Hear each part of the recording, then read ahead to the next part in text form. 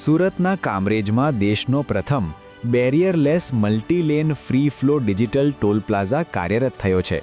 15 કરોડ રૂપિયાના ખર્ચે તૈયાર થયેલી આ સિસ્ટમમાં હવે વાહન ચાલકોએ ટોલ ભરવા માટે રોકાવું નહીં પડે, જેનાથી ટ્રાફિક જામ અને ઈંધણના બગાડમાંથી મુક્તિ મળશે। અત્યાધુનિક ANPR કેમેરા અને સેન્સર ટેકનોલોજીથી સજ્જ આ પ્લાઝા પરથી વાહનો અટક્યા વગર સીધા પસાર થઈ શકશે। તો ચાલો જાણીએ આ હાઈટેક સુવિધા વિશે। ભરૂચ સુરત હાઈવે પર આવેલો 84 ટોલ પ્લાઝા દેશના પરિવહન ક્ષેત્રે નવી ક્રાંતિનું પ્રતીક બન્યો છે। અહીં કોઈ પણ આડા અવરોધ કે ગેટ વગર વાહનો પોતાની ગતિએ સીધા પસાર થઈ શકે તેવી વ્યવસ્થા ઊભી કરાઈ છે।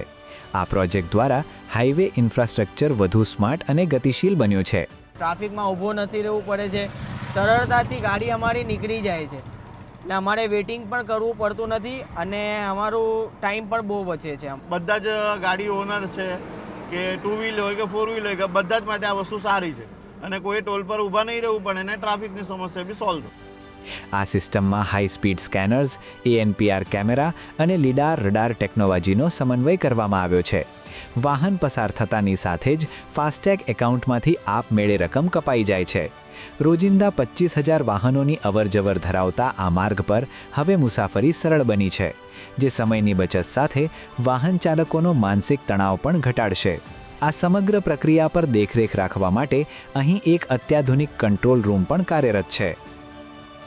કલાકની અહીંયા લાઈન લાગતી હતી, એનાથી બી ઘણું ફાયદો થયું છે અને લાગે છે કે દેશ હવે તરક્કી કરે છે। આપણું અંદર જે છે હરેક ડાયરેક્શનની અંદર 4 લાઈન છે। હરેક આ સપોઝ મેં LHS સાઈડ ઊભો છું, આ બાજુ 4 લાઈન છે અને LHS સાઈડ ઉપર બીજી 4 લાઈન છે। હરેક લાઈનની અંદર 2 ANPR કેમેરા લાગ્યા છે। દૈનિક અંદાજે 60 લાખ રૂપિયાનું ટોલ કલેક્શન ધરાવતું આ નાકું પર્યાવરણ માટે પણ આશીર્વાદરૂપ છે, કારણ કે વાહનો ઊભા ન રહેવાથી પ્રદૂષણમાં નોંધપાત્ર ઘટાડો થશે। સુરતની આ પહેલ ડિજિટલ ઇન્ડિયાના વિઝનને વેગ આપશે અને આગામી સમયમાં દેશના અન્ય હાઈવે માટે રોલ મોડલ સાબિત થશે। આવા જ ઇન્ટરેસ્ટિંગ વિડીયો જોવા માટે અમારી YouTube ચેનલ ઓફબીટ સ્ટોરીઝને સબસ્ક્રાઇબ કરો, સાથે જ Instagram અને Facebook પર અમારા પેજને ફોલો કરો।